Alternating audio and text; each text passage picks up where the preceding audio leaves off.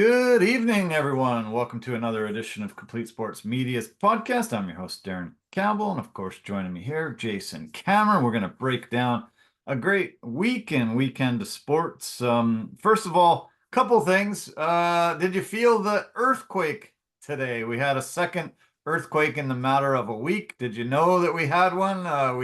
It was early in the morning, 5 a.m. Yeah, luckily I slept right through it, and I felt good. Like I was just slept right through it. Like obviously it wasn't a very big one. Like what was it? 3? No, 4.1 this one was.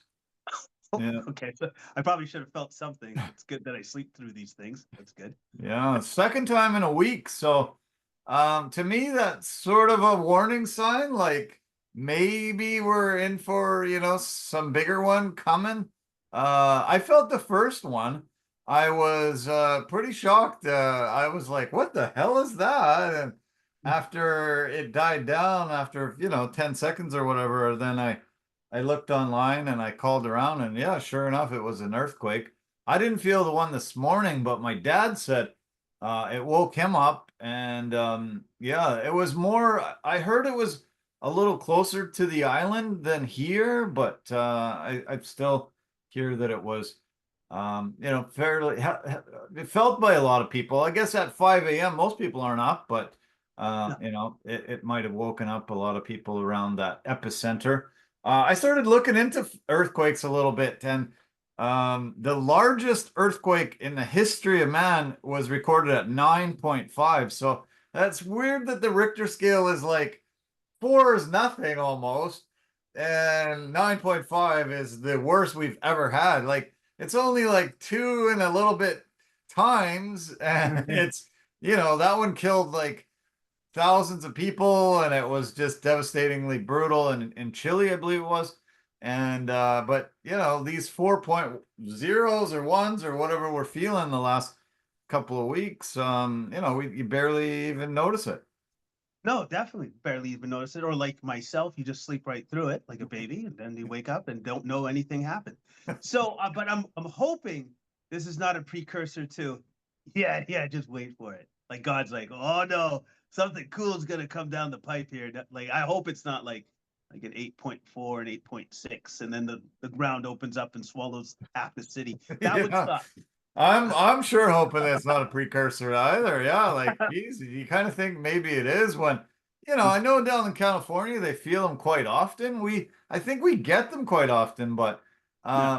this is 2 in a week. It's kind of bizarre and pretty weird. Yeah. The one in Japan, they said that the waves were 40 meters tall.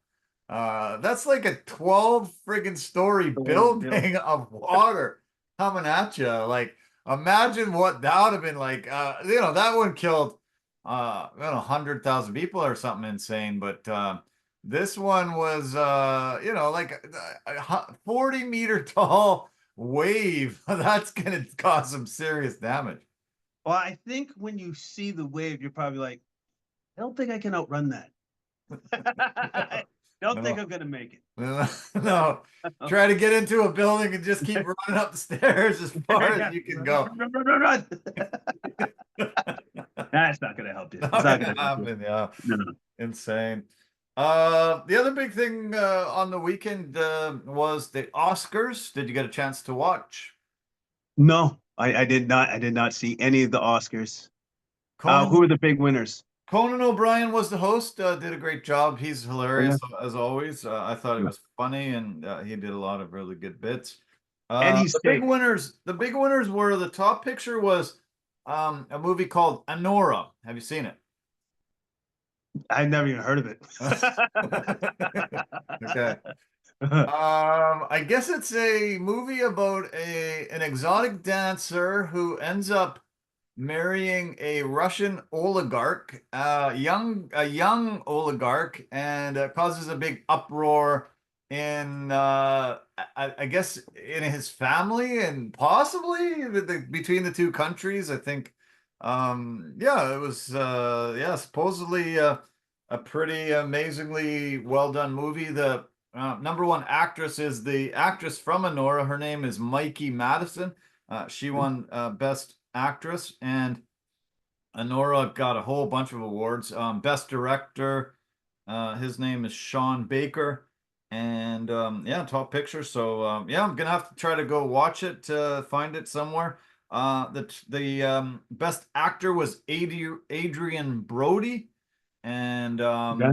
yeah, I heard he did a fantastic job in his movie. It's called The Brutalist. Seen that? Okay. No, I haven't seen that, but I know that Adrian Brody is an excellent actor. Yeah. He's very, very, very good. Zoe Saldana won for Best Supporting Actress, and Kieran Culkin won for Best Male Supporting Actor. So yeah, it was good. Lengthy, like about 4 hours long, and so many categories.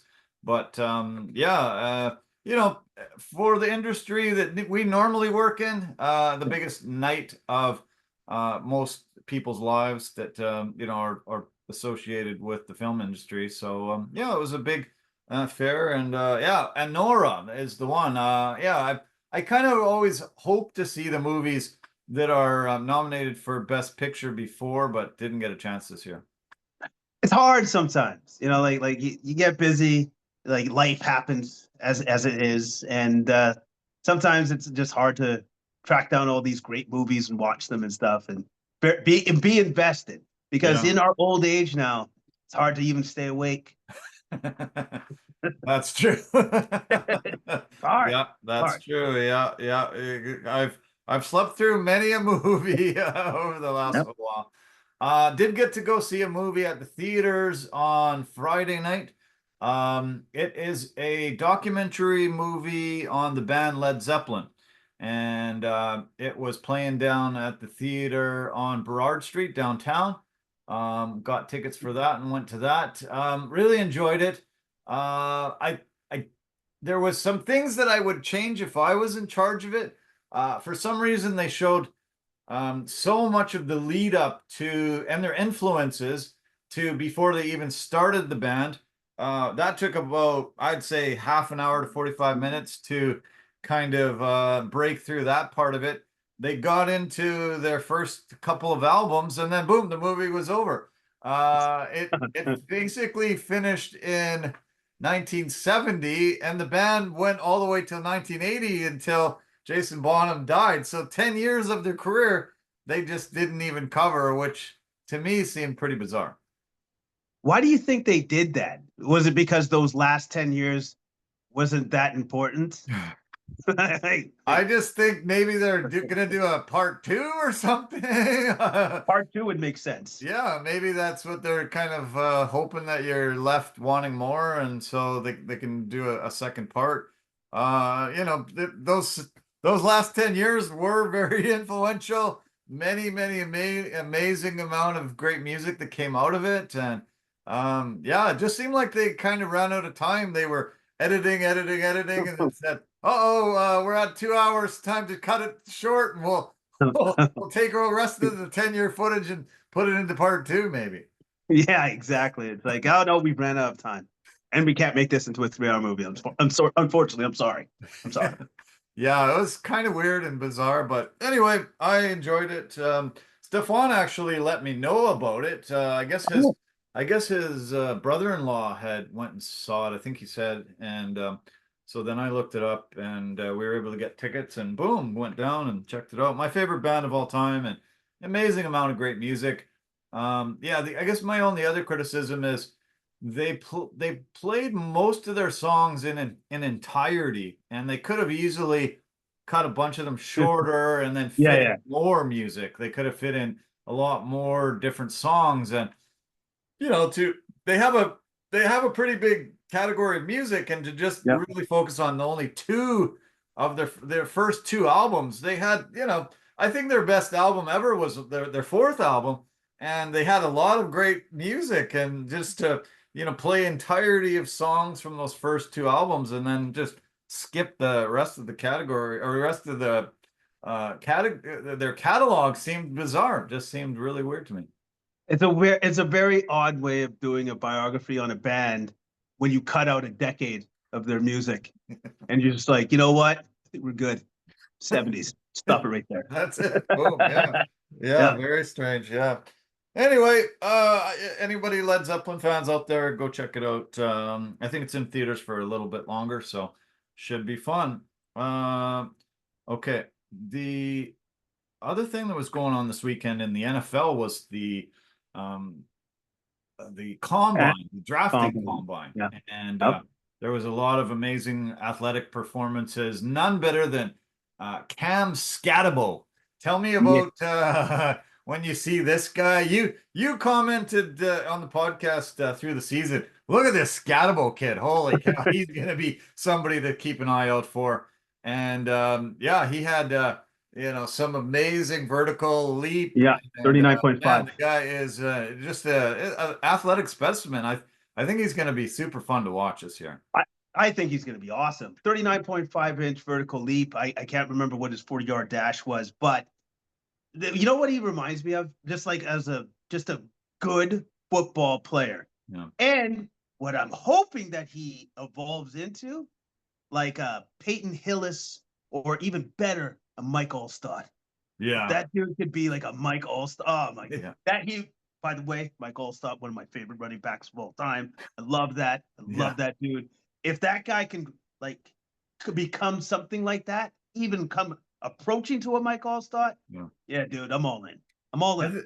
I I I wonder if Mike Allstott ever decided to contact the Guinness Book of World Records and said, I think I might make it for the widest shoulders in the history of man, because that guy, like, you see his Oh, yeah. shoulders and the way he was built, it's just insane.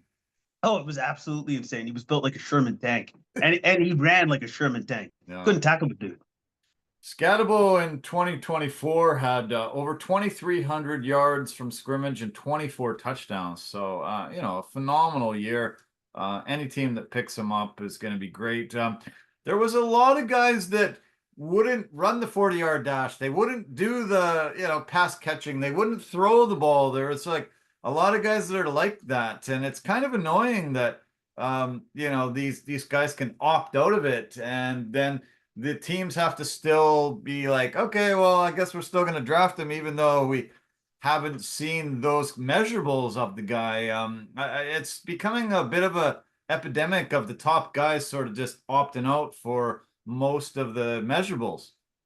Yeah, it's weird, but also too, correct me if I'm wrong, but can't teams do private sessions with some of these guys as well? So, like, for some of the guys, they can be selective in who they give private sessions to, because those are the teams that they would like to be selected by. And then everybody else is just like, well, whatever. Yeah, that's true. Yeah. It was fun. There was some NFL stories we'll get to later, but fun to watch a lot of that. Blue Jays had a huge day, won 13-3 in the Grapefruit League. They are in the heart of it. Bo Bichette hit a huge home run yesterday, his first of the spring, and it's moving along there. Did you see the Tank Davis fight highlights, or did you see the fight? I did not see the fight, and I saw some of the highlights, but I was interrupted, unfortunately, so I didn't get to see all of the highlights.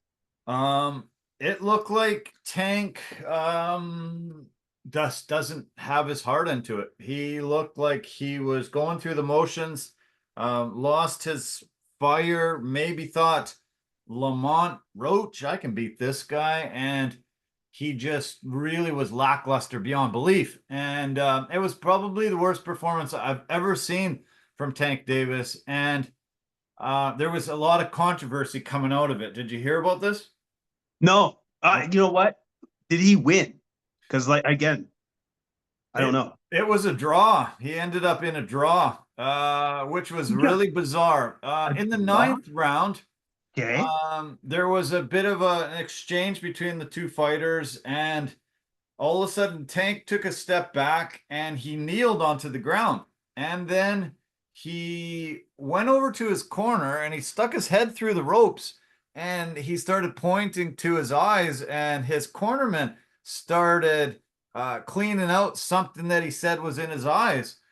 And then he came back into the ring, and then the referee let the fight keep going and didn't call a knockdown, didn't admonish him for going to the corner and doing any of that. It was like he called the timeout, went over there, talked to them, got some stuff goop out of his eyes, and came back. The round was scored 10-9 for Roach, but it should have been 10-8. And if it was 10-8, which it really should have been because he kneeled, which is considered a knockdown in boxing, he would have lost the fight. Roach would have ended up winning it. And I think Roach and his people are going to protest it, appeal the decision. And, in my mind, they should have the victory, automatic rematch. And we'll see if Tank comes back with a better effort. But it was bizarre, weird. I was disgusted. I was like, if this is the first time you're watching Tank Davis, you're gonna be like, this guy sucks. What the hell's wrong? Like everybody talks this guy up, and he just wasn't even there. It was weird. It was like a robot came in place of him, and he just really had one very, very terrible performance. That is surprising. Like that's surprising that his performance was just so like bad. And like it just because like I swear like I heard that if he had won against Roach, that the super fight between him and Shakur Stevenson was definitely going to be a thing. But now, if that's the kind of effort that he gave, like I wonder what his fight camp was. Did he have distractions? Like what was going on there? Because it's not the Tank Davis that we're used to seeing fight. The only other thing I can think is he really actually tanked because he had put a bet on Roach, him and his people. It was 16-1 for Roach, 16-1. So, maybe he tanked and said, let's throw $1 million on Roach. I'll just dance around out there and I won't give him much of an effort. We'll win 16 million off of this bet, and we'll do a rematch. The management team for Davis had put in a rematch clause, and they only put it in really just in case they lost, which they didn't think they would. But now Roach is going to induct it, I think. And if Roach gets that decision overturned, he'll probably get the lion's share of the money going into a rematch. And it was bizarre, man. I'm telling you, it was super bizarre, weird, another strange occurrence in the world of boxing. And I don't know, man. It to me, it was either worked or something was seriously wrong with Tank, because never seen him fight like that in his entire career. Yeah, that just screams of something foul going on for sure, right? And the fact that he's never fought like that, and the fact that it just was weird. And setting up the super fight between him and Shakur, you and I talked about it. Like that is gonna bring in a lot of money. Both guys could probably get 50 million, maybe. I just I'm stunned by it. I'm stunned by it. One of the speculations was that something was in his hair, some product. Remember we had there was a fight canceled about a year ago, where some of the stuff that was in one of the girls' hairs ended up seeping into her eyes and was burning her eyes. And he said his eyes were burned and something was in there, and he needed to get it wrapped out. But the referee was terrible. He was just I don't know. He was out of his element. Did not count the knockdown. Allowed him to go to his corner, get the stuff wiped out without even talking to him. He just went over there and did it, and it was just mishandled by the referee and Tank for sure. Well, maybe it wasn't mishandled by the ref. Maybe the ref was in Tank's pocket, so to speak. And so, yeah. It was because weird, unfortunately, man, as we both know, boxing is dirty, man. Yeah, we all know that boxing is dirty. There's a lot of weird stuff that happens all the time, and this is just another thing that's happened in the dark history of boxing. Yeah, unfortunately, really, really bad. Too bad. The Whitecaps had a massive win on the weekend. First of all, they won on Thursday, so they got to advance into that CONCACAF Champions Cup League. They play another match against Monterey this Wednesday, the next phase of it. So that's awesome. And then they won on Sunday. They had a huge 2-1 victory over the LA Galaxy, the defending champions. It was a phenomenal win for them. Really good to kick off their home schedule with two big wins, one with this CONCACAF champions and one with the start of the MLS season. They're 2-0, came on out of the gate, and it was a great performance. I loved how they played, and to beat the defending champions was really impressive. Yeah, man, they've gotten off on the right foot this so far this year, and hopefully they can continue just playing well. Yeah. Brian White, he scored 2 goals against Saprissa. He scored both goals against Saprissa to get the 2-0 victory. He scored the winning goal against the Galaxy, a header in the 94th minute or something amazing. Beautiful header. He just signed a 3-year contract extension earlier this week, and he is the highest scoring North American soccer player in the MLS, and really just one of the greatest players that the Whitecaps have ever had. Really awesome. They signed him to this 3-year contract extension, and he basically won both these games this week for them. So really good that they've got him moving forward for the next 3 years, and immediately contributed to the big wins. Yeah, immediate contribution and a great signing by the team and the organization, realizing that they needed somebody of that caliber to jumpstart the team and, get them big wins. Yeah. The guy that scored their first goal is Canadian Sam Adekugbe.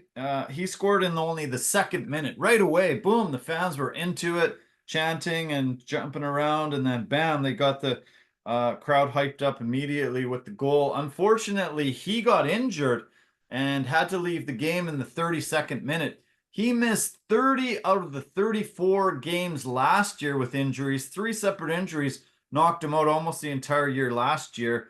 And he was supposed to be one of the top guys for Canada going into this Nations Cup that Canada's playing coming up in about 2 weeks. So fingers crossed for everybody that he can get healthy for it. Canada plays Mexico in the first game of this tournament, and then whoever wins, both winners ended up playing in the championship game, and the U.S. is in it as well, and we're hoping that it'll be a Canada-U.S. matchup like the Four Nations face-off. But Adekugbe looked really distraught. As I said, he missed almost all of last year with the injuries. Scored already a couple times this year, and boom, had to get carted off with an injury. It was really devastating. That sucks, and hopefully this injury is not going to keep him off the pitch for too long, because when you get on that injury bug and it just keeps happening over and over again, it can really be very demoralizing. So. Yeah. Hopefully he can get over that as quickly as possible, get back on the pitch. Did you see the comments from the Canadian national coach, Jesse Marsch? Did you see the comments that he made about Donald Trump and the things that he's been saying about Canada being the 51st state and all that? No. Tell me, what did he say? He said he was really embarrassed. He said, the president has to stop this rhetoric. This is brutal. He said, as an American, I'm almost embarrassed that he's saying this. He said, being in Canada, being the national coach has really shown him how great of a nation we have, how our diversity really makes us great, how welcoming we are, how we just do so many things right. And he just really said a phenomenal amount of good stuff about Canada and some really bad things about Trump and what he's been saying. And it was awesome. It was one of the greatest speeches I've heard from anybody let alone a coach, an American coach coaching the Canadian national team. It was brilliant, man. Watch it. Anybody that's listening or watching, please watch Jesse Marsch's comments. They were brilliant, really brilliant. Yeah, yeah.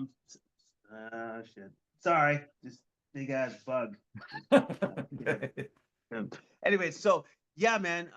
That's awesome. I'm glad that he had such a. Oh shit. Okay. All right.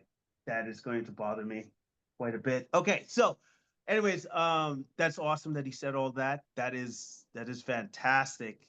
That he was just because I think a lot of Americans feel the same way as him, Yeah. but they just don't have the wherewithal to say what they want to say. You know what I mean? Yeah. Yeah. I think Yeah. you're right. Yeah, exactly. We've hit March now, so March Madness is very imminent. It's coming. Selection Sunday comes March the 16th. First four goes March 18th and 19th.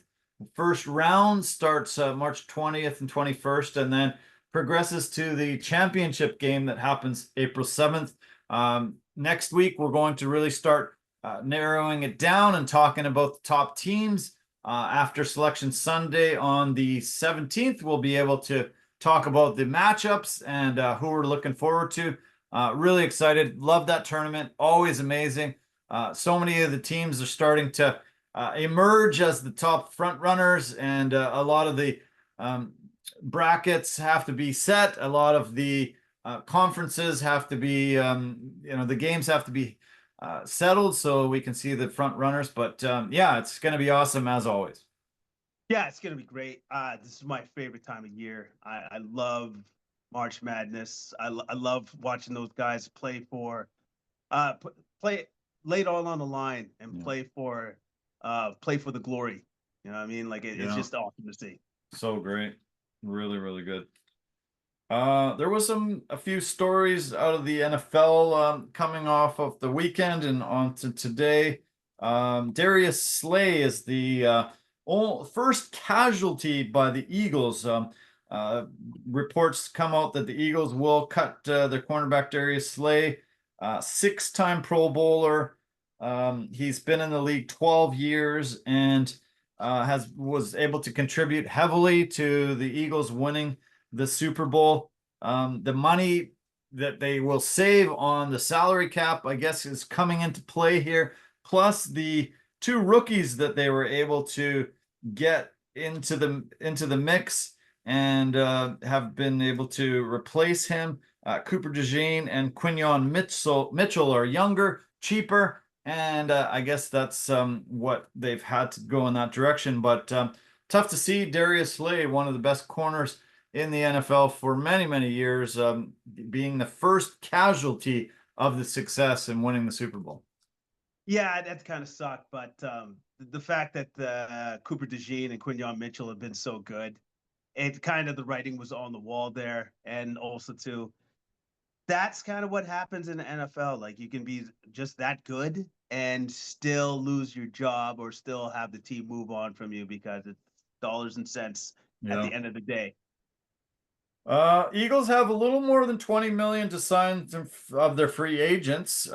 Zach Bond, their linebacker, needs to get a new deal, and they have two defensive linemen, Josh Sweat and Milton Williams, in need of a deal. They go to free agency soon, if not. And then also their guard, Mekhi Becton. You and I talked about it, and I went at length of it, especially after the Eagles won the Super Bowl. The two best lines in the NFL, they got to really put some money and some priority on keeping those guys. Absolutely, absolutely, man. Like they have to keep those lines together. They have to keep those guys together because like that was their strength and that was their power. That's Yeah. how they dominated the Chiefs in the Super Bowl. Yeah, totally. Yeah. Big news that Devontae Adams looks like he will be either traded or cut by the Jets. He has 2 years and $71.3 million left on his contract. $38.3 million cap hit in 2025, the top highest wide receiver contract in the NFL. It frees up about 30 million, so I guess it makes sense for them. But who do you think takes him and starts or continues his career, that's a lot of money that you gotta gotta pay to one guy. Yeah, that's a ton of money. Like, so I don't know what the top teams, if they even have the cap space to bring him on. You know what Yeah, I mean? Like, cause like, so it would suck if he has to consider going to a team that doesn't have a chance of making it into the playoffs. That yeah, would really suck for him. And hopefully something can work out where a team can get him. But it's just a big number. It's a huge number, man, for massive. any team. Yeah. Uh, the Cincinnati Bengals franchise tagged T. Higgins today for the second year in a row. That will cost them $26.2 million this year if they cannot come to a contract extension by July 15th. That will be that's the deadline to sign free agents.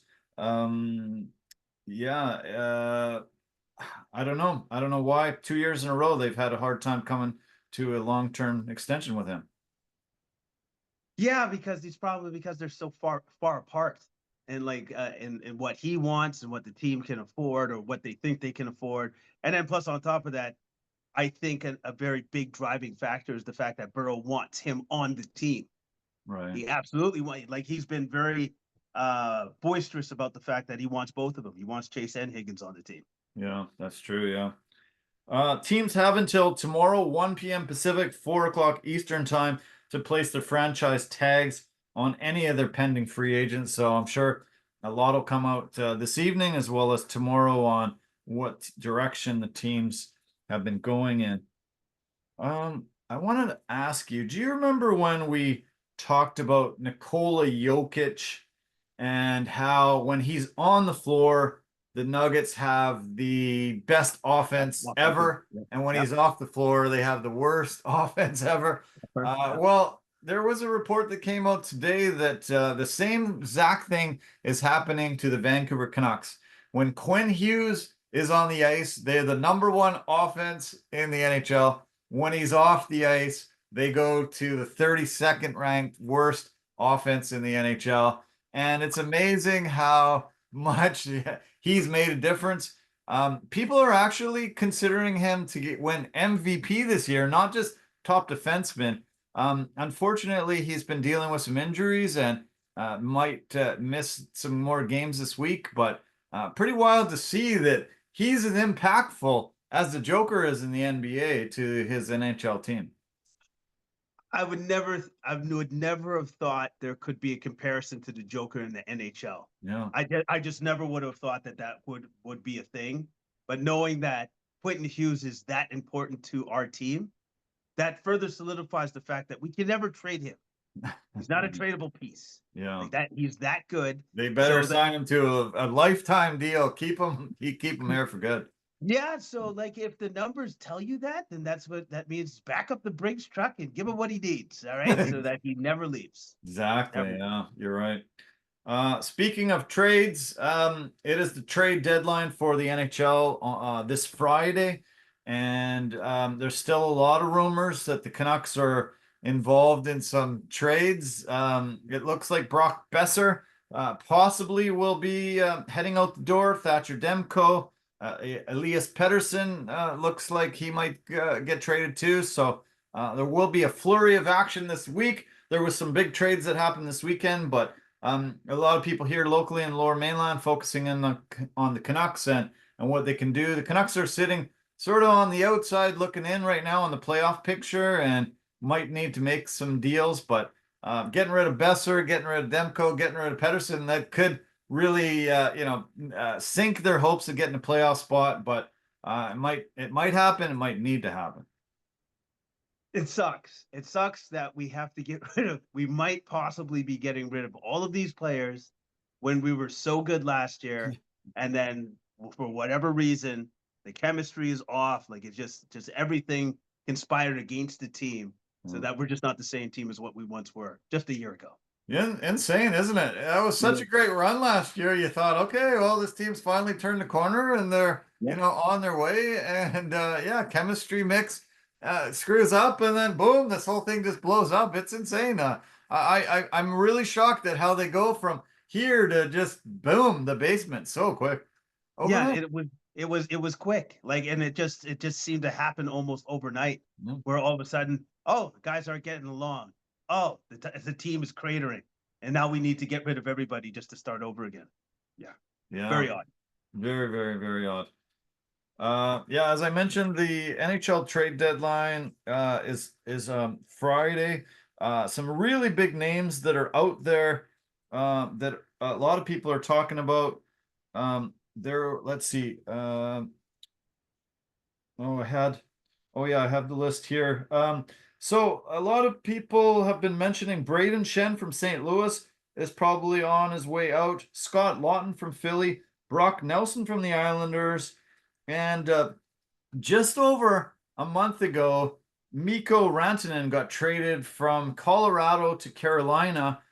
They Yep. have not been able to come together on a contract extension, and it looks like they want to get rid of him, flip him again now, and see if somebody else can sign him to a long-term deal. Him and his agent so far are unwilling to buck up and sign a contract extension. So it looks like Carolina's looking for a trade partner and suitable place where they can send him. Now, okay, I heard rumors that he was offered like a huge, like a massive, massive contract, and he turned it down. So my question is it so egregious for him to live in Carolina that he's just like, I don't want to be here?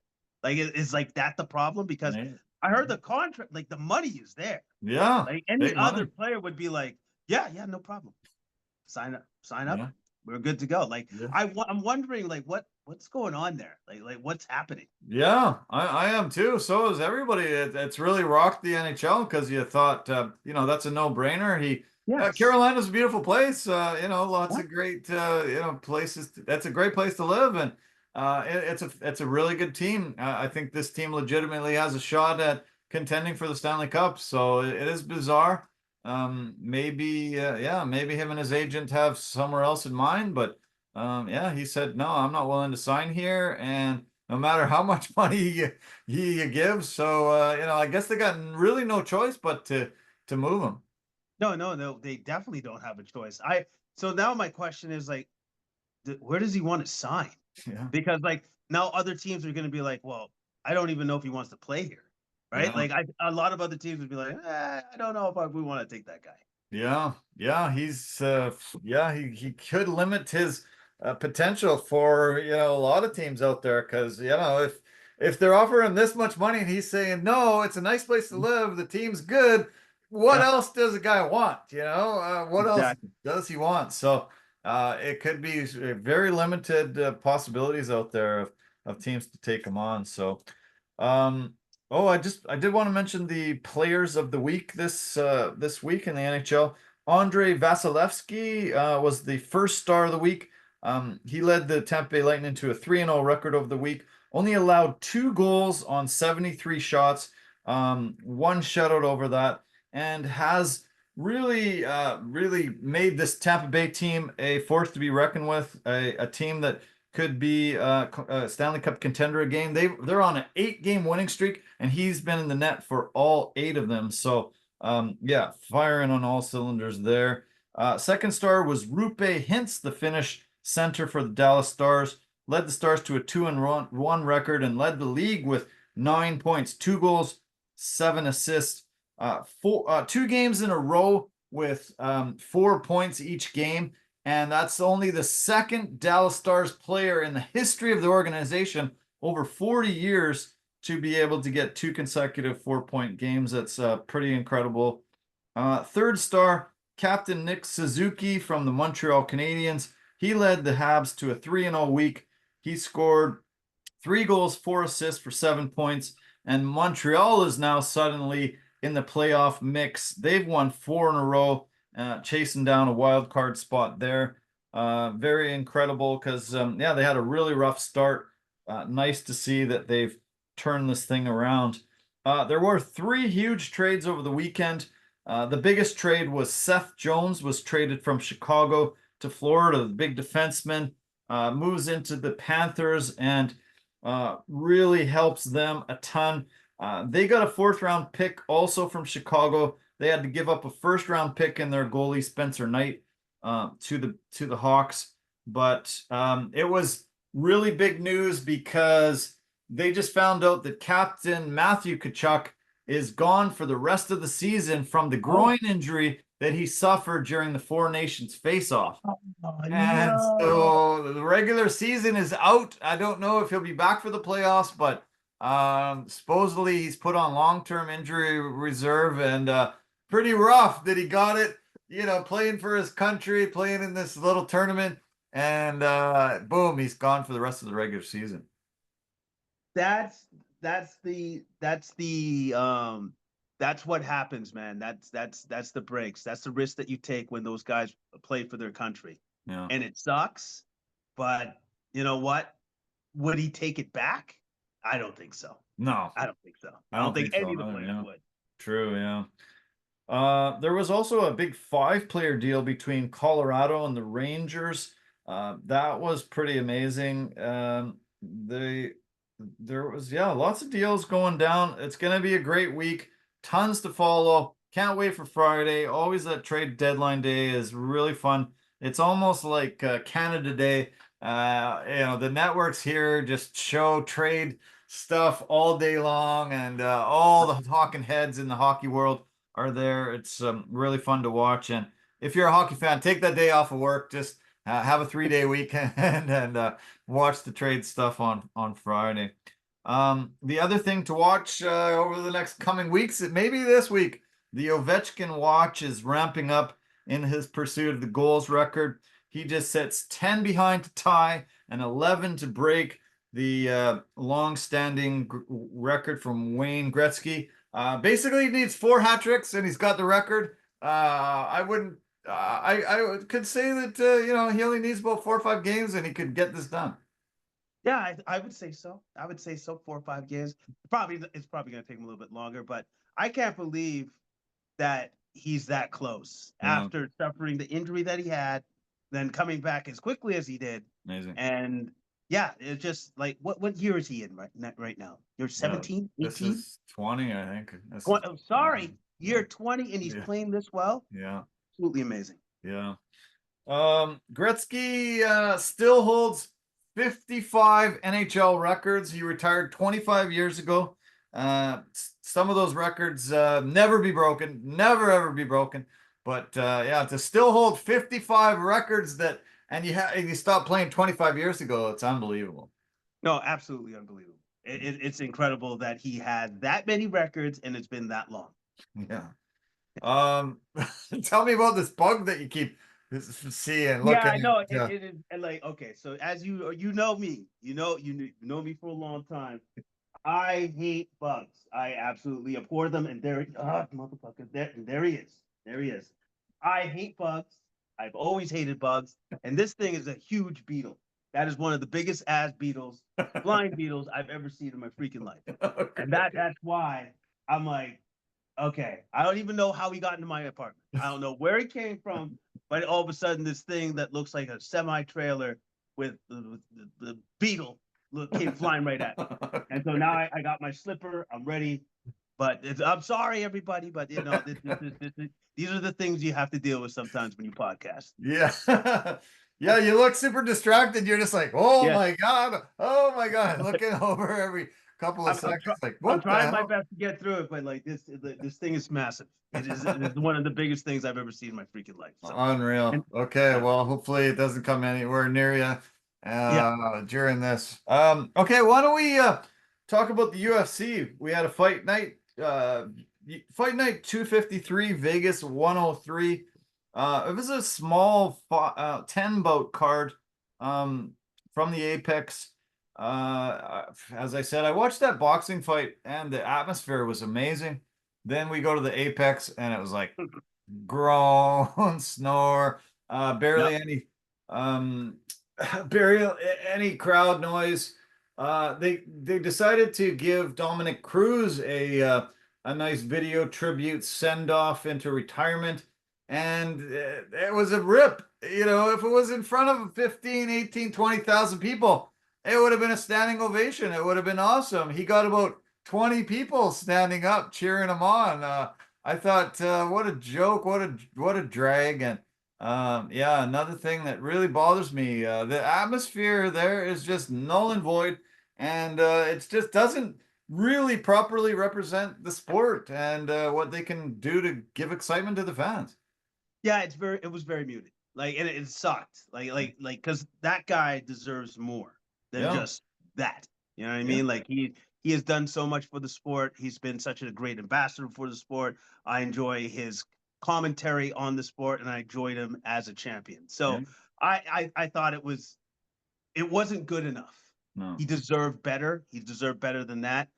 And yeah, like I wish they had just done what they did on a different day when he was doing that, like in a Yeah, different like arena this where it was weekend, packed out. this coming weekend is, Yeah, in front of T-Mobile, the yeah, fans, a big sold out arena. They should have done it then. They should have done it. yeah. No, I totally agree with you. That's when they should have done it. It seems like they're trying to cut corners financially more and more and more. They only Yeah, had one analyst. He was the only analyst.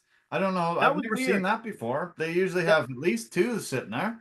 Yeah, that was the weird thing too. Like that stood out to me. Yeah. To like it was just it was very like it stood out to me like a lot. One Like ring where card girl. They only had yeah, one ring card girl, which is weird. They usually and have at least two at the two minimum. yeah, like a lot of So things. no, they're just trying to bare bones it. Yeah, Dana White wasn't even there.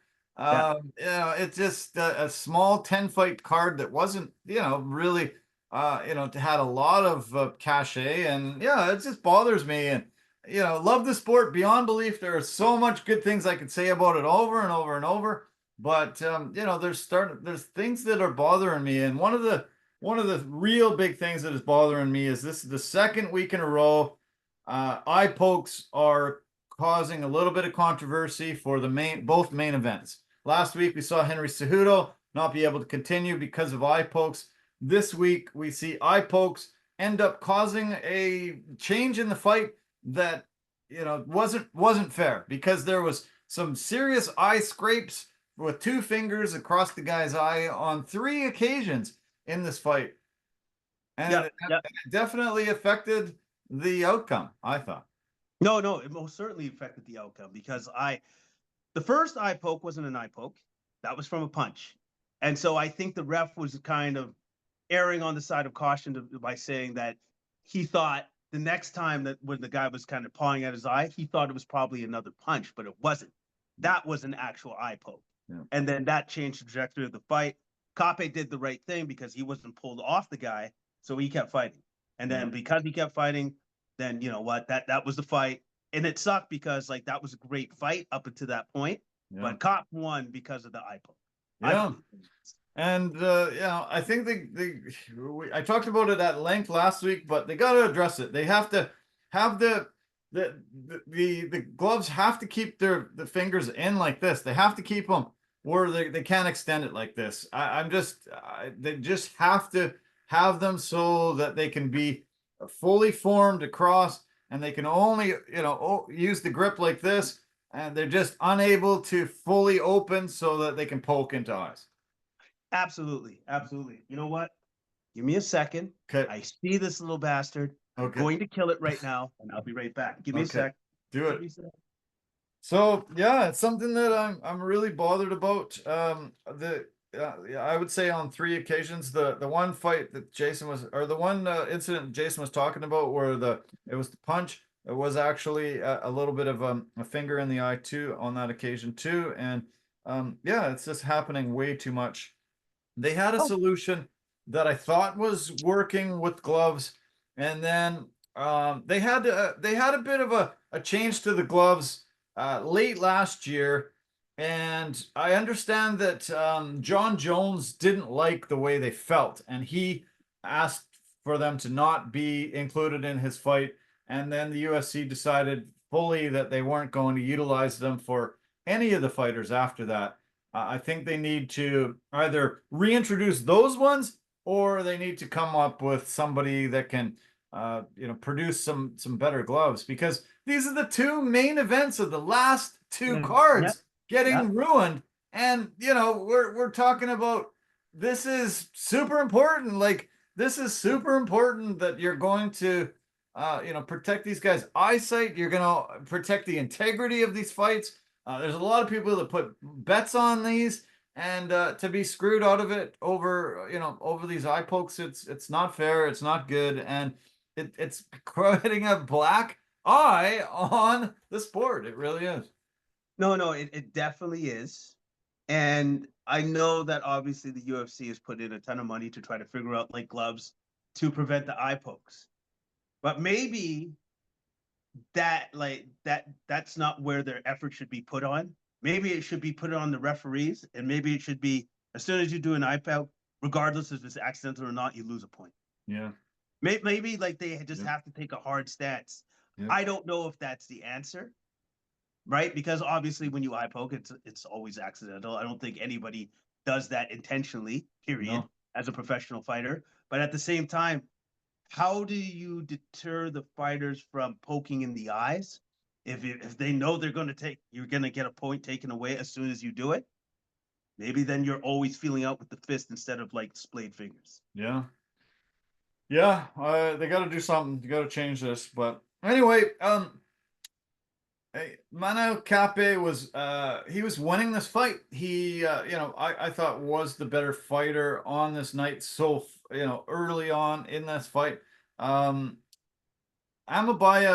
came in as a late replacement. This was supposed to be Brandon Royval and Cape fighting. Amabayev was on a 17 fight win streak in MMA, and really deserved a shot. But we'll see what happens here. Cape ended up calling out the champion Alexander Pantoja as his next opponent. We'll see what happens here, but Pantoja's next opponent is scheduled to be Kai Kara France. That's supposed to be at UFC 316 in June. It was supposed to be UFC 314 in April. They moved it to June for some reason. 316 takes place in Newark, New Jersey, and they go there all the time. This will be the 11th trip there. Last one was last year, UFC 302. Pantoja and Kai Kara France have fought against each other before. They fought in the Ultimate Fighter, so it doesn't actually count on the records because it was only a 2-round fight. But Pantoja did get the decision, got both rounds in that one back in November of 2016. So do you think Cape will be the guy to fight the winner out of that fight? Maybe, because like I know that he's on the rise, but he's only number 6. Yeah. Here's the thing: has Pantoja beaten everybody else in the top 5? I want to say no. He's beat everybody except for Elmir Albazi. Okay. I knew there was one guy who sits in number 3. So maybe Cape fights Albazi. Yeah. Yeah. I think that was more. That would probably make more sense for me, anyways. But you never know with the UFC. Maybe they'll take another 12 guy and just have him fight. Yeah. Pantoja's beaten Moreno twice. He's beaten Royval twice. Albazi is coming off a loss to Moreno, so wasn't tagged for this one. Moreno and Steve Ursig are fighting next. They're fighting on the main event March 29th, end of this month. So they'll be sort of having a battle between them. So 316. Oh yeah, 316 is also that women's bantamweight championship title fight between Juliana Pena and Kayla Harrison. Yeah. So 50K for Cape gets the win. It's too bad. It's a bit controversial, but I think one more fight and then he'll get a chance at the title. Yeah, absolutely. And also too, he was winning that fight. I thought he was definitely in control of that fight. It was just it just sucked the fact that he won the fight due to the eye poke. Yeah. And then so that's it. Okay, let's talk about the co-main event. We had Both guys, in a way, I was looking forward to this fight, but both guys, they're really up and down. They're kind of journeymen.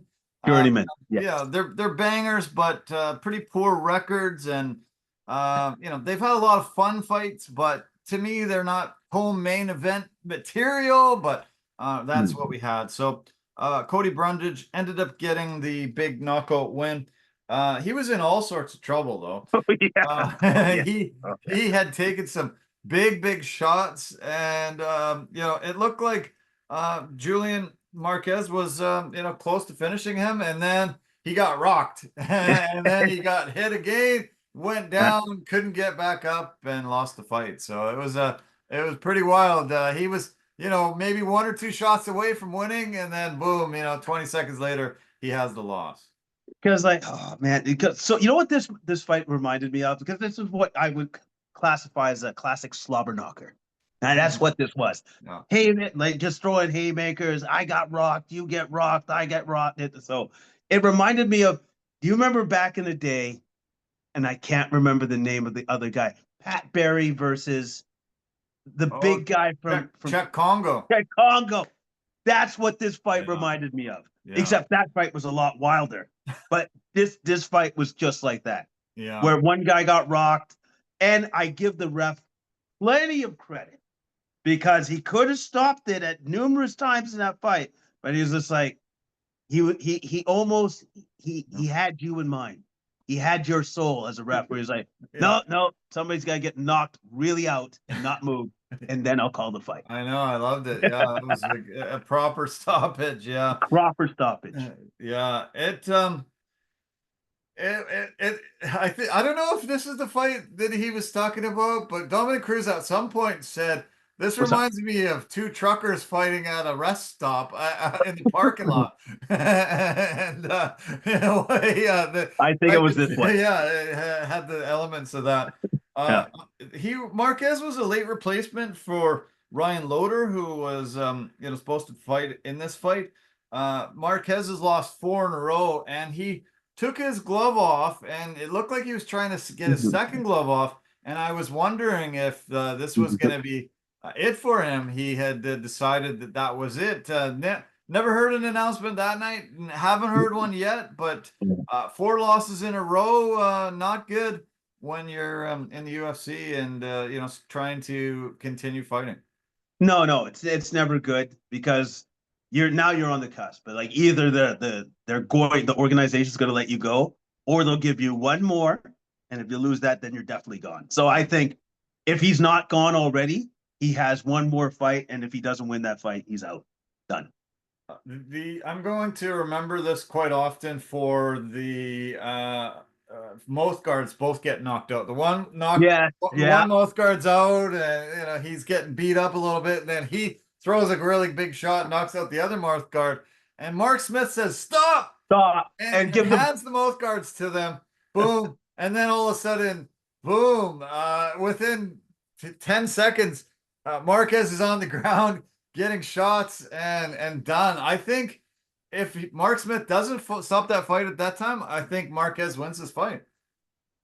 You might be right, because I think he was the one that had the momentum at that point in time. Yeah. You know what the more important thing of here is that Mark Smith didn't mix up the mouth guards. He knew which mouth guard went to which fighter. I thought that might have been a thing, because I was trying to remember, when was the last time I saw a ref pick up 2 mouth guards at the same time and give them to the fighters?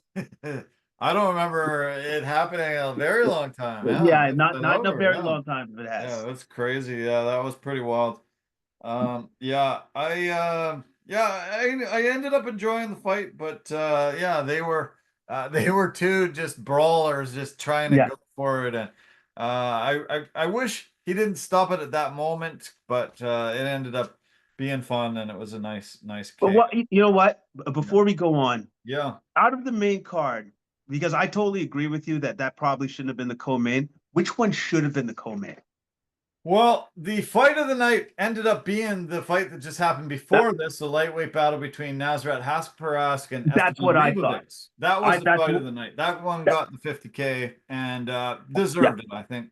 Oh, very deserved. Like, dude, like I actually had a friend that just happened to pop by, and so we were watching the fight, and I was just like, my goodness, this is a good fight. Yeah. Oh, they threw down, buddy. Like, Yeah. it was such a good fight. By the end of the fight, when it was all said and done, I'm like, I don't know who won. Yeah. Like, did you think you knew who won? Who did you think won? Yeah, I thought Nasrat won 2 rounds. I thought he was going to get the 29-28 decision. I thought. Yeah. Yeah, I gave it to Hack Paras just barely Yeah. because I thought he had the edge in combination strikes and like just the accuracy, Yeah. but just barely, man. Like some of those rounds were very, very close. Very, Yeah. very close. Um, Nasrat was a bit more accurate for sure. Yeah, more accurate. Well, not a bit more accurate, like way more Way accurate. more accurate, I actually. think I think Esteban ended up throwing twice as many punches, but Yeah. landed less. Less. Yeah. So his accuracy got him the victory, I thought, and just a little more significant strikes landed. It was his fifth UFC fight with over 100 significant strikes landed. Pretty unbelievable. And Nasrat's now tied for third with the third longest active win streak in the division with 5, trailing only Paddy Pimblett with 6 and Islam Makhachev with 14. But Oh, okay. yeah, unreal. The scorecards of Mike Bell and Sal Diamato had Nasrat winning rounds 1 and 2. Chris Lee had Ribovics winning 29-28 because he had him winning the first round. So split decision, razor thin. The totals were Nasrat landed 135 of 273 significant strikes. Esteban was 140 out of 433. So Yeah. 433 punches he threw. Pretty amazing. And Nasrat was the underdog going in, but yeah, got a huge win. It was a hell of a battle. Both of them were just throwing down the entire 15 minutes. It was a great fight, and again, Nasrat was the more accurate striker. Yeah. But Ribovic was just like, "Well, I'm just going to keep throwing," and that was what was very impressive to me. Like he was just throwing volume out there, Yeah, totally. volume after volume. So yeah. The fight that was right before this actually was a really good fight too. The fight between Haider Emil and William Gomez. Both of them really went for it. Gomez came in on a 12-fight winning streak. Haider Emil came in 10-0, undefeated. And Gomez, I thought, won the first round. I was even leaning towards him winning the second round. Gave it to Emil. Everybody gave it to Emil for the third round. He put up a lot of great pressure, got a takedown in that round. Man, this was an awesome fight between two really, really tough guys in this division. Oh yeah, and very technical too as well. Yeah. Because the thing that I appreciated about Emil and why I gave him the win in this fight was the fact that he stuck to the game plan, which was I'm going to get hit because I got to get close. Go forward. And like he kept going forward, and Gomez kept tagging him on the way in. Yeah. And I was just like, that was impressive, man, because he knew that he had to. The only way he was going to win that fight was by going into the fire and just going for it, getting close and making it dirty. Yeah. That was the only way he was going to win. And Gomez tagged him every time he hurt him every time he came in, but he kept coming forward, man. I was super impressed. Yeah. Super impressed with his will, with the way that he was able to stay with the game plan and keep pushing forward. Will to win was amazing. Gomez is 7 years younger. He's taller, had a reach advantage, has more power, and like you say, he stuck to the game plan. Gilbert Melendez was his main cornerman, and he was just imploring him, man, like, you gotta just keep at him, go into him, take the shots, and just keep landing. And he was yelling at him between the first and the second round, and he just went for it big time in those last 2 rounds. And yeah, you got to give him a ton of credit because he got tags for some huge shots from Gomez, and Gomez has knocked out a lot of guys. And Emil just said, "Okay, this is my what I have to do. I got to stick to the game plan, and he did to a T. Did it to a T. And then also too, then after the fight, do you remember all the injuries that he went through, that he had, that he suffered, and then like I couldn't believe it.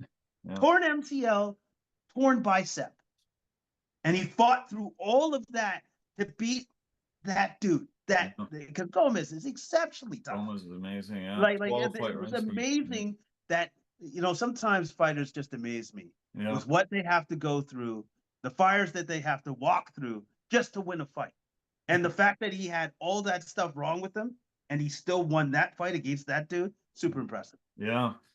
He said, I'm a pit bull and he's a French poodle, and pit bulls don't lose to French poodles. So I'm taking him out. And he came into the cage with a heavy heart. He lost his dad. He lost one of his best friends and his dog all in a short period of time. Not good. Tough on a guy's personal life. Still was able to keep focused to get the win. Yeah. Think about that. Like the dude literally lived a country music song, right? Lost my dad, lost my dog, probably lost his car. Like Jesus, like he lost everything, and he still did that. Like I was super impressed. Both guys set personal records for significant strikes landed. Emil had 115 and Gomez had over 100, 101. And yeah, awesome fight. 2 fights in a row that were just slobber knocker, great battles, and awesome to watch. The fight that kicked off the main card had a great battle between Sean Patterson and a previously undefeated Danny Barlow. Barlow with the left hand to God has one of those nicknames that you think this guy's on a trajectory to a championship, never lost, big favorite, minus 305. Patterson was a plus 245. And Patterson just waited for the shot. Really had to take him a bit of abuse until he saw his opening. And when he landed that opening, staggered Patterson, able to jump on him, land another shot to take him down. And as he was getting up for that third time, wham, nailed him, put him face down, and got the victory. Yeah, Danny Barlow is a super tough guy, but Patterson just had to wait for that moment, and he capitalized, landed that first blow that really was the beginning of the end. Yeah, because Barlow, I thought, definitely had the power advantage in this fight. And it looked like he's putting on the pressure. It looks like we may be very close to a stoppage from him. Yeah. But then when he ate that counter from Patterson, it's just like, oh, I guess he just found out Patterson has some power. And it was too much. Too much power for him to take. Like I was super impressed. I wish I had put money on this fight because I think Patterson was a massive underdog in this. Yeah, he was. And it was a great win. Great win by Patterson, because even I didn't think he was going to win that fight. No, because he was just circling, trying to avoid, trying his best to avoid the big power shots that were coming. It was it did not look very good for him until it did. And I love his nickname, the Future. Maybe he's got a bright future after getting that big victory there. And just had to land the one big power shot. Ended up taking him out. Mike Beltran, good stoppage, way to go. Let him go to the point where he was face down on the canvas, and moving on. Patterson now 3-1 at the UFC from the Dana White Contender Series. 3 straight wins, all finishes. And I thought he deserved $50K. He was actually 12-1 odds to win by knockout. So yeah, you would have got a lot of money if you placed it on him. And he said he was actually happy to be at the Apex because that's where he got his contract. That's where he got the Dana White Contender Series, got himself a victory there, and got into the UFC. And was hoping now that his contract that he got from that Contender Series was done, this victory would springboard him into a second contract. Well, I think it will. Yeah. I think there's no doubt that it does. Yeah. Period. Yeah. Big knockout in that fight. Big knockout in this fight. The featured fight in the prelims was really a enjoyable scrap. I thought the Austin Lane, he's a bit of a journeyman too. He's one of those guys that he came in, he had an NFL career, decided to switch to mixed martial arts, has been able to do pretty good. He's a physical specimen. The guy's a beast. Massive, He is massive. massive, massive, massive. 6 foot tall, 250 pounds, and just ripped. Lots of power. But when you get hit as a heavyweight, you get hit in the wrong spot at the wrong time. A Pinto can be turned into a Ferrari just like that. And we saw the newcomer, Mario Pinto, get the big knockout win here. And Lane was just toppled like a tree. Bam, on the canvas, and he was out. Yeah, no, that was that was a great descriptor of what happened to him. He went timber and he was done. It was a beautiful jab left, overhand right, which he did follow up with another punch that he didn't need to follow up with. But he was out cold. Like, it's very rare when you see a man get knocked out like that and just do this. And just like, oh, he is done. Like, The he's on Jesus the clock. Christ pose, they Jesus call Christ that. pose. And then just snoring, Yeah. out cold. Beautiful win by Pinto. I believe he's still undefeated. He was undefeated. Yeah, Yep. still remains undefeated. Yep. Because Lane hit him with some great shots in the round one, Yeah. and looked like he was beginning to gain momentum. But Pinto took all of that back in round two, all of it. Yeah, I gave the first round to Lane, Lane, and yeah, me too. I think he was the better fighter and had landed some really, really powerful shots. But right off the bat in that second round, they just went toe to toe for the first Great 20 went toe to seconds. toe. They were just basically toe to toe throwing, and whoever was going to land, they realized, okay, we can't keep this up for long, Yeah. and then when they went back to it, that's when he got that overhand right shot and dropped him, and that Yeah. was all she wrote. That was all she wrote, man. Because hey, they made that the beginning of that second round exciting. Yeah. Very, very exciting. I loved it. I loved it. He is a Portuguese fighter, born in Portugal, but he fights in London. They have a card there in a couple weeks. Asked to be on that card.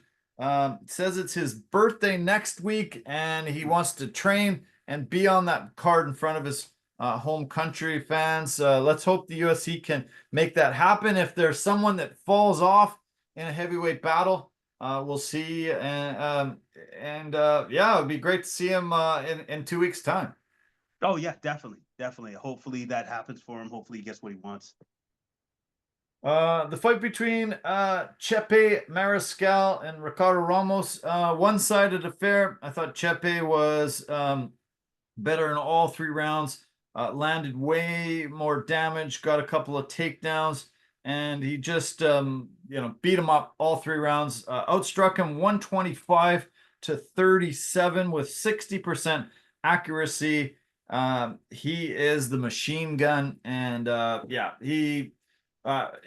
think he overwhelmed Ramos and almost finished it on a couple of occasions, especially at the end of that second round. He landed that really crazy kick, and then he almost was done before the bell rang. He almost had him out. Impressive performance, but I think it was a mismatch.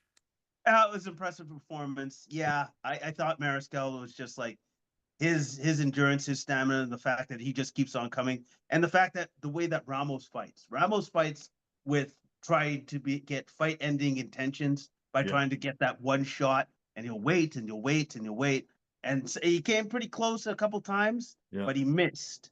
Yeah. And when you miss like that, and you got another guy that's just going to keep coming at you, eventually Mariscal got the win, and I thought it was pretty decisive. Yeah. Mariscal's 5-0 in the UFC now, 8 straight overall in MMA, and he wants to fight a ranked opponent now. I can't see why they wouldn't give him that opportunity. Okay, the another featherweight fight on the card, the first of 3 on the night.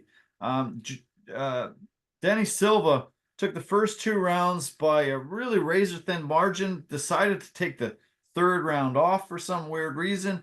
Almeida almost was able to take this fight.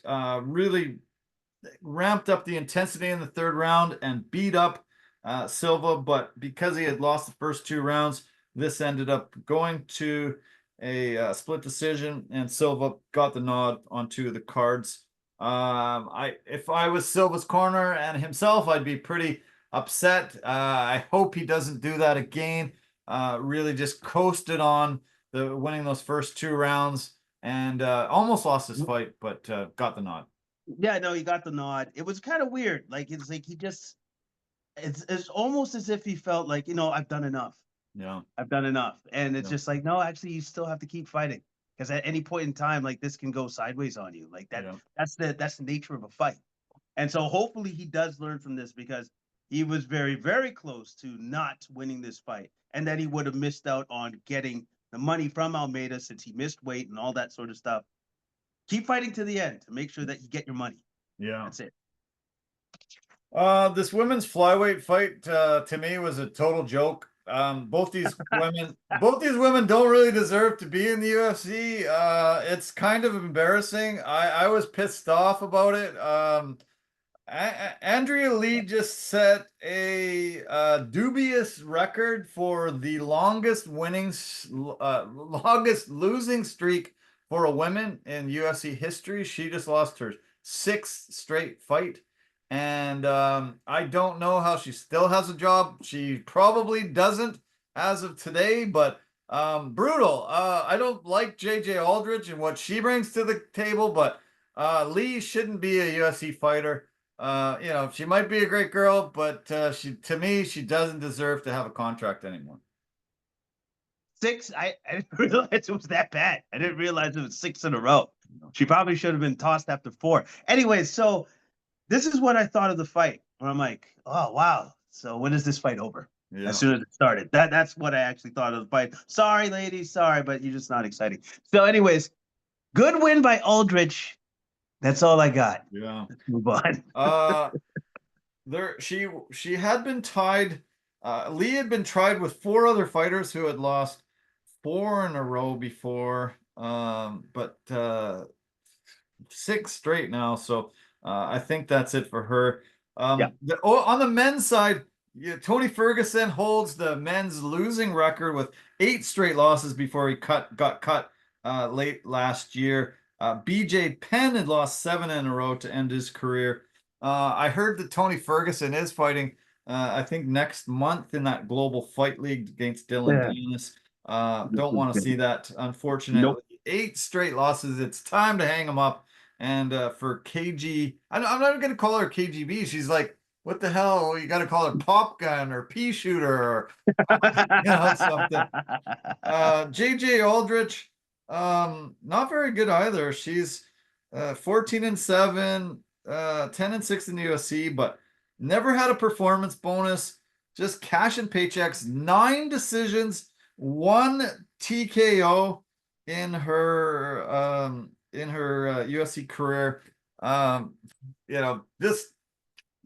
it. Don't want her, don't need her, don't want to see her anymore. First fight of the night.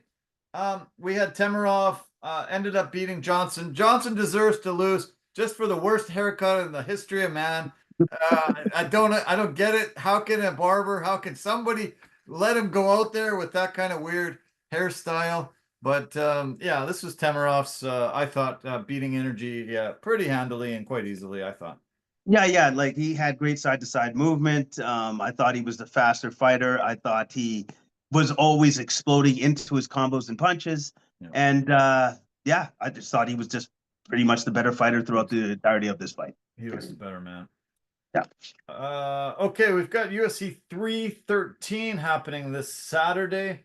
The early prelims start at 2 o'clock Pacific, 5 o'clock Eastern time, 5 p.m. Pacific, and 8 for the prelims, and then the main card, 7 o'clock Pacific, 10 o'clock Eastern time, all coming to you from the T-Mobile Arena in Vegas. The main event has the light heavyweight championship matchup with Alex Poatan Pereira putting his belt on the line against number 1 ranked Magomed Ankalaev from Dagestan, Russia. Pereira is considered right now by most the number 3 pound for pound UFC fighter on the planet, two-time championship, two-time champion, once with the middleweights, now with the light heavyweights. He's defended his belt 3 times already, and his last time out was able to knock out Khalil Roundtree on UFC 307 in October. 12-2 in the in MMA and 9-1 in the UFC. His only loss is that rematch loss to Israel Adesanya that we saw. Ankalaev is 19-1 in his MMA career. He is last time out he got a decision victory over Alexander Rakic. That was UFC 308, also in October. He's 9-1 in the UFC and has 10 knockouts, 9 decisions, 0 submissions in his career. 0 submissions in his career, which is weird for a Dagestani fighter. Yes. This has the makings of a hell of a battle, though. A fight that I think will test Pereira in every sense of the word. I think it'll definitely test Pereira because Ankalaev is very, very tough. Yeah. Like he's going to be there right to the end. I think Pereira. I still believe Pereira is going to win, but I think it's going to take him quite some time before, if he can actually stop Ankalaev. I think this fight might go all 5 rounds. Personally, yeah. I think Pereira's more dynamic, has a lot more of a repertoire, but Ankalaev is no joke, super tough, and deserves that #1 ranking, deserves his title shot. And yeah, this will really, really show us if there are fighters that can beat Pereira, and yeah, give him a run for his money. This is a great matchup. I really like that the UFC was able to put this together. Yeah, I love it. I think this is a great matchup. I'm looking forward to seeing it, and I think this might be Pereira's toughest test so far. This card is kind of neat for 3 lightweight battles on the main card. The first one is the co-main. We're going to talk about Justin Gaethje against Rafael Fiziev. Unfortunately, this was supposed to be Dan Hooker. He was supposed to be the fight on this card, but he suffered a hand injury and had to pull out. I would have really liked to see Hooker and Gaethje. I think they always bring it, and they were a little better match suitor, a little better suited for the matchup. Gaethje's the number 3 ranked lightweight. Fiziev's the number 11. So to me, maybe a mismatch here. They did fight each other. UFC 286. Gaethje won by majority decision, so it was close. Which yeah, I don't remember that fight very well. Me neither. And so I just remember it was close. Yeah, so and it was competitive. I'm glad that they at least had a very competitive battle. Gaethje's one of the most exciting fighters in MMA. His MMA record's 25-5 with 20 knockouts. He's only 8-5 in the UFC, but he's always in great battles. Out of those 13 fights, he has 11 performance bonuses, including some of those fight of the nights. And his last one was that epic last second loss to Max Holloway, where he ended up sleeping in the middle of the cage, getting KO'd with 1 tick left on the clock. And you always can count on Gaethje to bring it. Oh yeah, Gaethje's going to bring it. You know what? Even though Fiziev is last minute replacement, I still expect this to be an incredibly good fight. I think Gaethje still wins again, but I think Fiziev will definitely make it very, very competitive. That fight did win fight of the night last time out, and yeah, it should be great. Unfortunately, Fiziev is on a 2-fight losing streak. He lost last time out to Mateusz Gamrot, the fight before losing to Gaethje. He's gonna have maybe a little bit of rust. He hasn't fought since September of 2023. We'll see what he brings. Going down some of the other fights, the Jalen Turner against Ignacio Bahamondes, also a lightweight battle. Turner is number 13 ranked. Bahamondes isn't ranked in the top 15 yet. Turner's 14-8 in MMA, 8-5 in the UFC. All his victories have been by finish, 10 KOs, 4 subs. He's been on a bit of a skid lately, though. lost 3 of his last 4, and he lost last time out to Hanato Mani Moicano at UFC 300. His last victory was against King Green. He beat him in December of 23. Bahamondes is 21-5 in the MMA, 11-2 in the UFC. He's won 2 in a row and 5 of his last 6. Last time out was a nice knockout win against Manuel Torres, UFC 306. The only thing about Bahamondes that always comes to mind is he struggles to make weight at in this division. At lightweight 155, he has a hard time making it. He's missed it twice, and he's had to have 2 fights become catch weight fights because they weren't going to make it, and maybe it was late replacement or something. They ended up fighting at 160. So 4 times in his UFC career, he's had troubles making this weight, and that always saturates you, saps you to a point where you're not really at your best. So he might, look at having to move up in weight, but if he makes weight, yeah, I think he's going to give Turner all he can, and likely wins this fight. I think this is going to be the fight of the night. Yeah, I think out of all the fights on this card, I think this has the potential to be fight of the night. I think it will be fight of the night, as long as Bahamondes makes weight. And then, you know what? I'm going to even say this. If he does it, if he has problems making weight once again, I think the UFC makes him go to 170. I think they'll be like, yeah, we've had enough. Either you fight at 170 or you just don't fight at all. So I think they'll make him fight at 170. I think they'll have to, yeah. I mentioned Jalen Turner's last win was against King Green. Well, King is on the card, kicking off the main card. One of my favorite fighters. I know one of yours as well. He has an incredible, great style of keeping his hands down and flicking shots from all over the place. Uses an amazing, great amount of footwork. He's 38 years old. He's had 50 MMA fights. One of those OGs. And he's been in the UFC since 2013. Absolutely, and been in so many incredible fights. And one of the fighters that you just always want to see. I hope he continues his career into his 40s. He has 8 performance bonuses in his career, and he's fighting a guy that's an up-and-comer. He's only 2-0 in the UFC. He's only 28, so 10 years younger.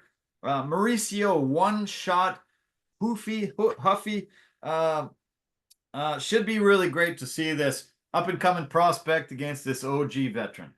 Yep, no, and it's your classic up-and-comer against the vet. And this, King Green's going to put on a performance. Yeah. He's going to put on a show. I'm very much looking forward to the fight. I remember you and I were talking near when we first started this podcast, and King was on a bit of a slide, hadn't looked too good recently, and started wondering if this was the end of it. He's had a resurgence lately, and he looks just better and better all the time, and knows who he is, what he brings, and he always brings it.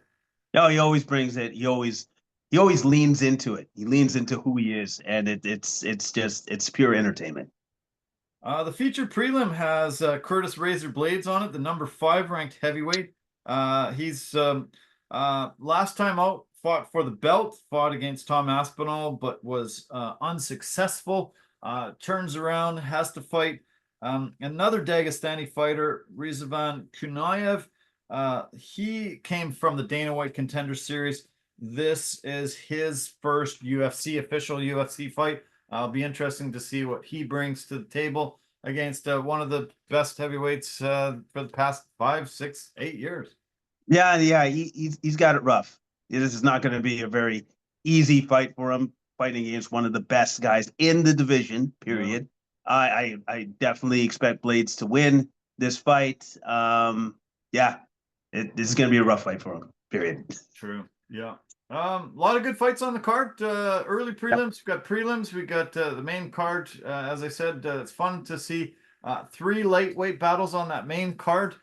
So if there's any changes, I'm sure they'll do some shuffling around. But great to see a big title fight there. I really wish Hooker didn't get injured, but I think that co-main should be still a lot of fun to watch. Oh, I think it's going to be a great fight. Great fight. Okay, before we sign off, I just want to talk briefly about golfing. First of all, we've got the Live Tour back this week after a few week hiatus. They are in Hong Kong this week, and should be a ton of fun to watch their tournament. Big news today: Brooks Koepka is trying to return back to the PGA Tour. Has made it known that he does not want to be with LIV anymore, wants to get back to the PGA. So we'll see what occurs there. Speaking of the PGA, they had another first-time champion this week. We talked about Brian Campbell last week. I think he had done 186 tournaments to get his first win. This time, Joe Highsmith gets his first ever victory, and in his 34th start, he was able to get the victory. He won by 2 shots over Jacob Bridgman and JJ Spawn. This was known for him making the cut on the number after Friday's round.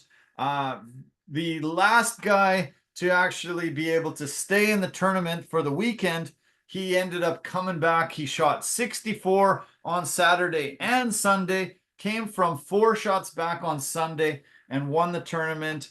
That was the first time in 16 years on the PGA Tour that a guy had come from making the cut on the number and winning the tournament at the end of Sunday. What a win. What a win by him. Yeah. That must have felt so good, knowing that you just barely made it and then you come in and you win. Nice. Yeah. The other cool thing was his mother, very influential in his PGA career. Supposedly, his mother told him, and his whole family knows, that she was hitting golf balls the day he was born. She must have been on the driving range hitting balls until her water broke, and then boom, to the hospital, get him out of her so she could continue her golfing career. And she was about to leave that morning. She had her flight booked on Sunday morning. She canceled her flight, stayed for the rest of the day, and was able to hug her son as he walked off 18 with the win. He said it was super special. He couldn't believe it. He said he saw her in about 12th hole, realized that she hadn't gone home. She was there. It spurred him on, helped him get the win, and it was pretty cool embrace to see. And he credits her for being one of the reasons why he's out there. And first victory. Nice that the family could be there to share it. No, it's awesome. It was like it was meant to be. The fact that she didn't leave, the fact that she was there to see her son win his first major, it was awesome. That was neat. Yeah. He ended up getting qualification, gets into the majors, gets into the signature events. One of the signature events happens this week. He's teeing it up starting Thursday in the Arnold Palmer Invitational, which also happens in Florida. Big money there, a select group of guys, and really, really good for him that he ended up making it into this tournament this week. The TGL today had their final matches to solidify for the playoffs. The first match had LA and the Bay Area. The 2 top teams were battling for the number 1 seed, and the Bay Area raced out to a 3-0 lead. LA came back and won the whole thing 5-3 to secure the number 1 seed in the playoffs, and the Bay Area team slips down to number 2. Atlanta is number 3. And in the second match that happened today, New York and Boston played each other for the 4th seed.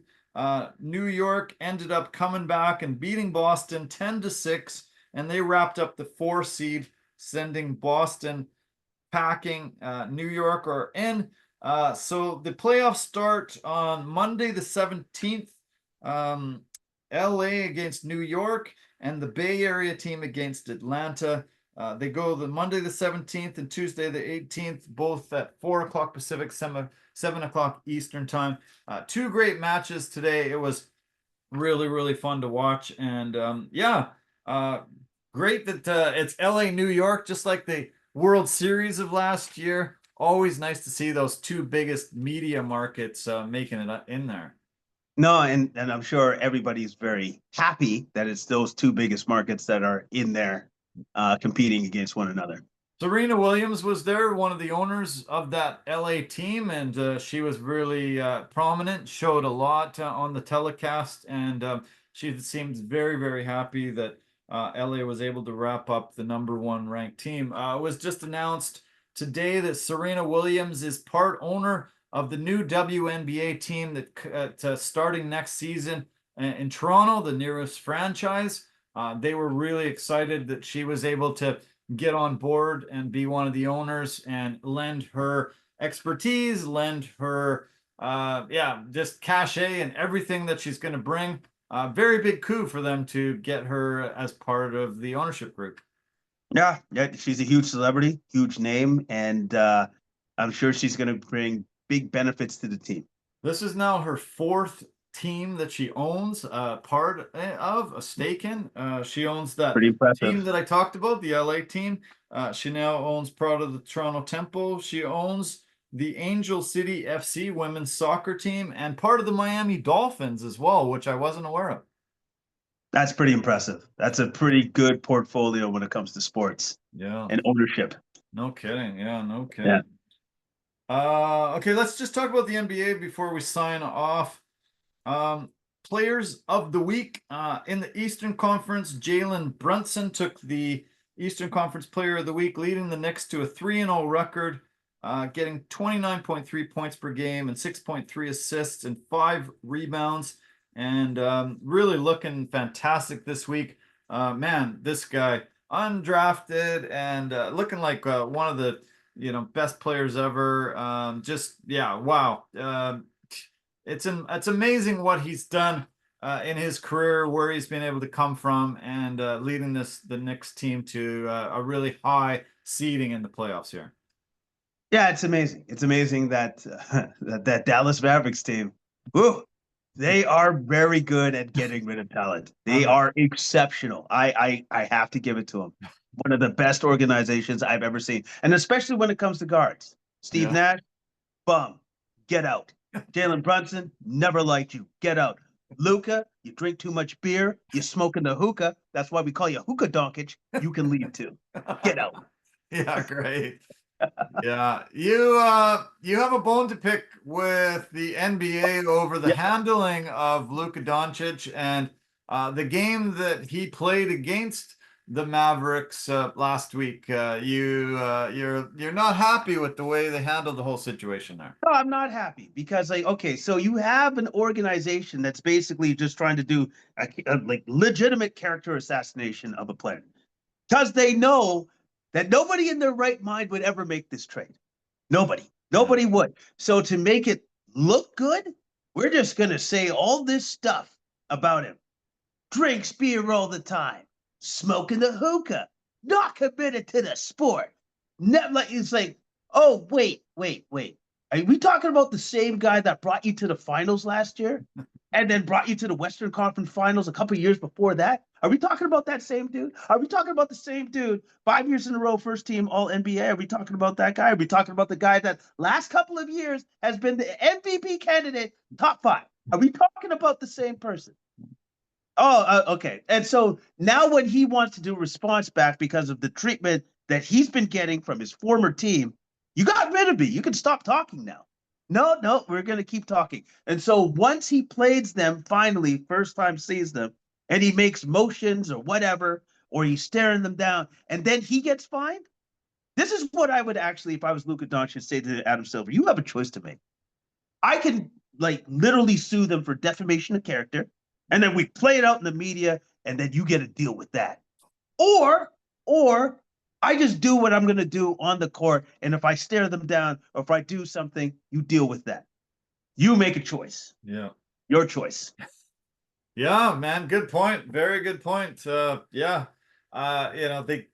can't. It's crazy that it's such a biased way of handling things, and the character assassination defamation lawsuit that he could be able to throw at them is insane. And just a stare down or a point in their direction, or trying to give it to them back that way, and he gets fined. It's pretty crazy. Yeah, I like your take, and yeah, I fully wholeheartedly agree with you that yeah, it's ridiculous the way they've handled this whole thing. Speaking about fines, Ty Jerome just got told that he was fined 25K today for his criticism of the officials after their win over the weekend over Portland. Ty Jerome has been one of the front runners for comeback player of the year, Year, six six man. man of the year, one of those guys that has really emerged as one of the top guys on Cleveland, who is stacked. And we talk about their bigs, their guards, but Ty Jerome has really emerged as an amazing talent that they have. And the Cavs acquisition of DeAndre Hunter was kind of under the radar a bit because of a lot of the other big moves that happened around the NBA. Yep. But I think this was a huge, great move for them. Yep. And it reunites the two University of Virginia teammates together where they won that championship back in 2019. This is crazy that this, Ty Jerome has been so amazing, and getting DeAndre Hunter, I think the Cavs are really putting the pieces in place for an incredible run this year and the possibility of a championship. And yeah, but the NBA said, no, we're fining you for what you said on the weekend there. And I thought that was a little bit brutal. I think it was brutal, but you know what? Sometimes I think the NBA players are absolutely right. Yeah. Sometimes, if I can have a bad game, why can't a ref have a bad game? Yeah. And you know what? Maybe Natalie, I believe that he called her by her first name, Natalie. I believe she had a bad game. It happens. He called her out for it. But Yeah. at least he wasn't as bad as a certain player that used to play for the Raptors, Fred VanVleet, when he called out Ben Taylor, and he used many expletives to explain how bad Ben Taylor was. At least Ty Jerome didn't do that. He didn't go that far. Yeah. Yeah. Hey. The other guy I wanted to point out from the East was Tyrese Halliburton. Indiana had a pretty bad start to this year, and everybody was pointing at Tyrese and a couple of the other guys as the reason. Well, he set an NBA record yesterday, recording his 500th assists before he got his 100th turnover. No player in NBA history had been able to do that. 5-1 margin, be able to get that 500th assist and not turn it over 100 times. He has had 5 straight double-doubles, 20 this season, and 25 times this year he has multiple steals. One of the biggest reasons why they're really rising up the ranks, and they have an ability to get a home court advantage if they can continue this run. And one of the biggest reasons is Tyrese. No, yeah, because he's changed it around. I personally thought it was only a matter of time, because sometimes players can go into a slump. It happens. Yeah. But I just find it was awesome to see that he's played himself out of it. Yeah. And then maybe if he had any lingering injuries, obviously he's getting over that because of the increase in his play and then the fact that he's just playing a heck of a lot better than what he was at the beginning of the season. Yeah. The West Player of the Week was Sacramento Kings' Zach LaVine. Led the team to a 3-0 record, 28 points per game, 5.7 rebounds, shooting 63% from three, and seems like he's fitting in really well with this new team. We wondered what was going to happen, he was going to bring there. Was there going to be some chemistry issues with him and DeMar after DeRozan asked for a trade right away? But good on him. Glad to see that he's been really successful and gets the nice nod of Player of the Week. Yep, no, he's fit in nicely, and he's made De'Aaron Fox's exit a lot easier to deal with since he's been playing so well. Some weird news coming out from the Jimmy Butler world. He's getting sued. Yes. By the people that he rented a home from. They said he didn't pay his rent, and he had $127,000 in damages. I don't know how expensive this house is. It's probably 10, 15 million. So I don't know what's $127,000 in damage. I don't know what that is, but anyway, what do you think of this weird story that came out? I thought it was super weird. I think there's obviously more to the story than meets the eye, clearly. Yeah. And also too, like, if he's gone out of his way to do this, that means that there was something else that was brewing underneath the surface that we have no idea what's going on, or we have nothing about. We only know that these are the numbers, this is what he owes, but there's probably a reason why he hasn't paid. Yeah. We don't know what the reason is, and I'm pretty sure the owner's never going to tell us. So this is what we know. That was kind of bizarre. Yeah. LeBron James ended up yesterday falling 1 point shy of 50,000 points in his NBA career. He sits at 49,999, and he will pick it up this week, get 50,000. Incredible what he's been able to do, and still pushing that record farther and farther out. I've got a couple of screenshots here of the guys that are in the top 10, and this is combined playoff and regular season and playoffs, 50,000 points. He's over about 5,000 ahead of Kareem Abdul-Jabbar in second. Kareem finished with 44,149. Karl Malone is third. Kobe Bryant's fourth. Michael Jordan sits fifth with 38,000 points. Dirk Nowitzki sixth. The only other active player, Kevin Durant's on the list at number 7, just over 35,000 points.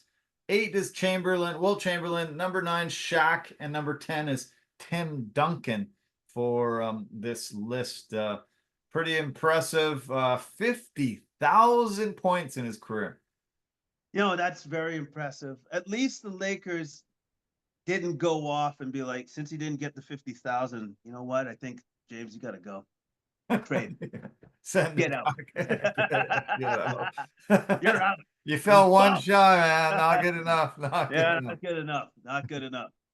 The playoff list is pretty impressive too. LeBron sits first with 8,162 points. Michael Jordan is number 2 with 5,987.